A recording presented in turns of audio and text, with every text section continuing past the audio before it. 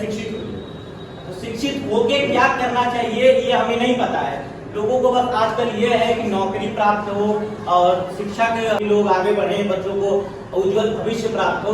लेकिन शिक्षित होकर लोगों को किस प्रकार की धारणा रखनी चाहिए, हमारी सोच किस प्रकार की होनी चाहिए, हमारा कर्म किस प्रकार का होना चाहिए, हमारा विचार किस प्रकार का होना चाहिए, हमारा दार्शनिक जो सोचने की प्रक्रिया है वो किस प्रकार की समाज के विरुद्ध या खिलाफ या उनके परिधि में होना चाहिए।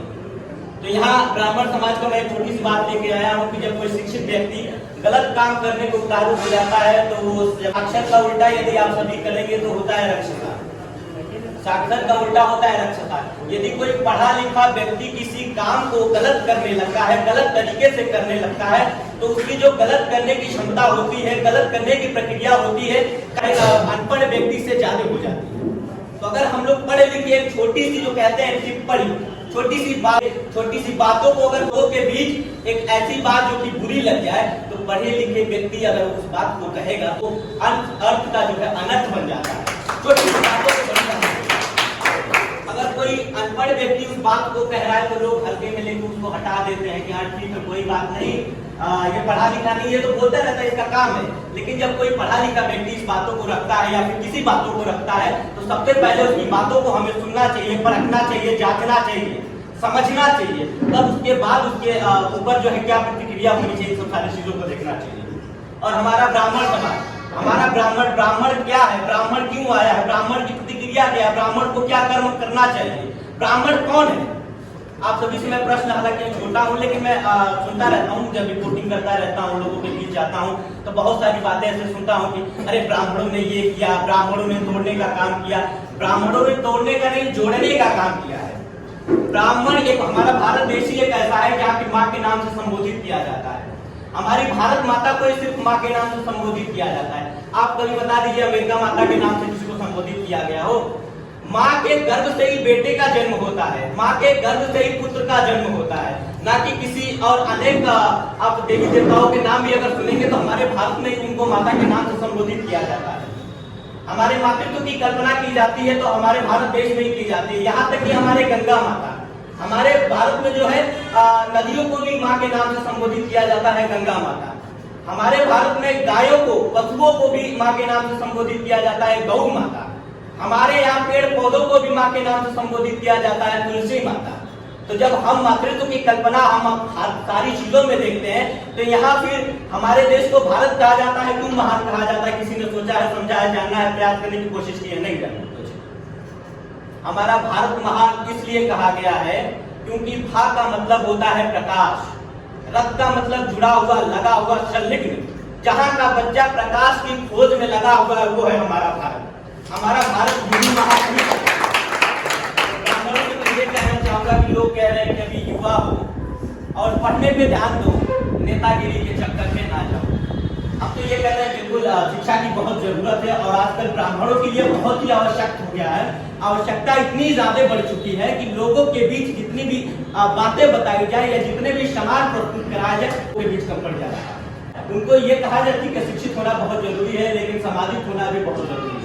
अगर हम समाज के बीच हम अपनी बातों को नहीं रख पाएंगे, हम ये नहीं जानेंगे कि ब्राह्मण के विरोध में कौन है, कौन पक्ष है, कौन विरोधी है, तो हम अपनी बातों को रख नहीं पाएंगे, जांच नहीं पाएंगे, परख नहीं पाएंगे। आज यहाँ आने का मेरा मुख्यतः उद्देश्य यह है कि मैं इसी टिप्पणी पे आया हूँ कि युवा हो, पढ़ो लिखो, बढ़ो महान। ठीक है, बढ़ो महान, ठीक है, बढ़ो महान या बढ़ो महान, सारी चीजें दोनों तो एक ही है। तो उसमें यह है कि बढ़ो महान, बढ़ने का मतलब महान तभी व्यक्ति बन सकता है जब अपने घर के गार्जियन उस बच्चे को आगे बढ़ाने के लिए प्रोत्साहित करें। उसके कोई जरूरी नहीं है कि वो डीएम भी बने, कलेक्टर भी बने, एसपी बने, बाकी सारी चीजें, उसको कोई जरूरी नहीं है। वो अगर छोटा मोटा लेबर भी बन जाता है तो बहुत बड़ी बात है, वो खुद अपने पे निर्भर होकर काम कर रहा है। तो ये जरूरी नहीं है कि वो डीएम बने, लेकिन जैसा भी व्यक्ति रहे उसके जो चरित्र है वो चरित्र पे दाग ना लगे। ब्राह्मण का अर्थ मैं बता रहा था कि ब्राह्मण वो होता है जिसके अंदर की सीने में अंदर जो खून होता है, ब्लड, वो जब तक धड़क ना उठे। किसी ब्राह्मण के ऊपर कोई टिप्पणी कर रहा है, ब्राह्मण का ये छवि होना चाहिए कि जब ब्राह्मण के ऊपर कोई ब्राह्मण कटाक्ष कर रहा है तो तुरंत लड़ मरना चाहिए। अभी कोई दूसरा भी आता है तो ब्राह्मण को अभी हम लोग कोई अभी यही एक्सीडेंट हो जा रहा है किसी ब्राह्मण को, तो कोई नहीं जाएगा, हाँ अरे पंडित जी का एक्सीडेंट हो गया, हाँ चलिए पंडित जी 4 दिन बाद गए, हाँ पंडित जी क्या हाल थी। अब वहीं अगर किसी और जाति का एक्सीडेंट हो जा रहा है, देखिए चक्का जाम हो जाएगा। रोड जाम हो जाएगा।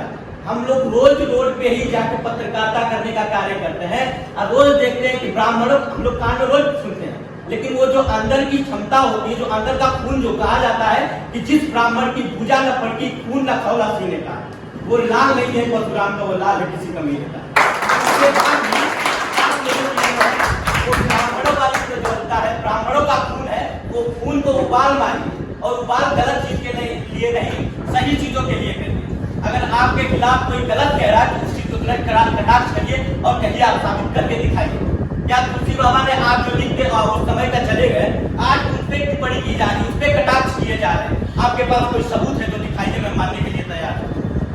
कटाक्ष नहीं है, बस उसको अर्थ कारण आजकल बहुत ज्यादा, जैसे कि आदरणीय श्रेष्ठ मिश्रा जी से हमने एक बार लिया था हनुमान घाट में, तो इन्होंने बताया था कि उसका क्या मतलब है। कहा जा रहा था कि भोल गवार शूद्र पशुनारी सकल धारणा के अधिकार, बहुत सारी इस पर टिप्पणी की जा रही थी। तो इस पे ये नहीं आता कि भोल गवार शूद्र पशुनारी सकल धारणा के अधिकारी। ताड़ना का मतलब मारना नहीं होता है, ताड़ना का मतलब गाँव में कहा जाता है क्योंकि ताड़त रहिए, देखत रहिए, परखत रहिए। ताड़ना का मतलब देखिए, परखिए, जांचिए, उसको समझिए कि कहीं वो गलत राह पे नहीं ले जा रहा है, वो अपने पथ को भूल नहीं रहा है। तो ताड़ना का ये मतलब है। ढोल गवाह मतलब ये कि ढोल को यदि हम तानेंगे नहीं, देखेंगे नहीं, अच्छे से कसेंगे नहीं तो वो बजेगा नहीं। गवाह जो पढ़ा लिखा व्यक्ति नहीं है, उसको हम जब तक देखेंगे नहीं, परखेंगे नहीं, उसको सही पथ नहीं दिखाएंगे, सही रास्ता नहीं दिखाएंगे, वो अपने पथ को भटक जाए। शूद्र को भी वही करने की जरूरत है। वो पढ़ा लिखा नहीं होता है तो उसको सही रास्ता दिखाने की जरूरत है कि लोगों के बीच जाए, अपनी बातों को किस प्रकार रखे। गवाह शूद्र, पशु नारी, पशु को भी उसी तरह है। अगर आप बांध के नहीं रखेंगे तो कहीं ना कहीं अपनी छुट्टा पाएगा, डेमोक्रेसी पाएगा, आजादी पाएगा, वो भाग जाएगा। नारी की भी वही है, नारी को भी देखने की जरूरत है। नारी यदि आप अपने घर में रख रहे हैं, किसी भी देखे, उसपे यही किया गया कि तारण मैंने देखत परखत समझत, नारियों को देखने की, परखने की और जांचने की कि कहीं गलत चीजें नहीं हो रही हैं, या फिर हमारे समाज में जो घर में अगर नारी है तो अपने घर को सुरक्षित रखने के लिए सबसे पहले ताड़ने की अधिकारी। ये बात तुलसी बाबा ने लिखी थी, ना कि मारने की बात है। हम लोग अपने समाज को जोड़ने का काम करें। और आप सभी को होली मिलन का समारोह है, बहुत आप सभी को बहुत बहुत बधाई हो होली मिलन के समारोह पे। हालांकि मैं बहुत ज्यादा छोटा हूँ, बहुत सारी बातें बोल गया क्योंकि थोड़ा मुझे हुआ आया, तो अब बातों जो थोड़ी बहुत बातें मैंने सुना तो मैं कहा मैं अपनी बातों को किस प्रकार रखूँ। तो मैंने भैया से कहा कि बिल्कुल हमारा नाम डाल दिए, मैं अपनी बातों को रखना चाहता हूँ। तो आप सभी से अगर हमसे कोई अनुचित बाड़ी निकल गई हो तो आप सभी से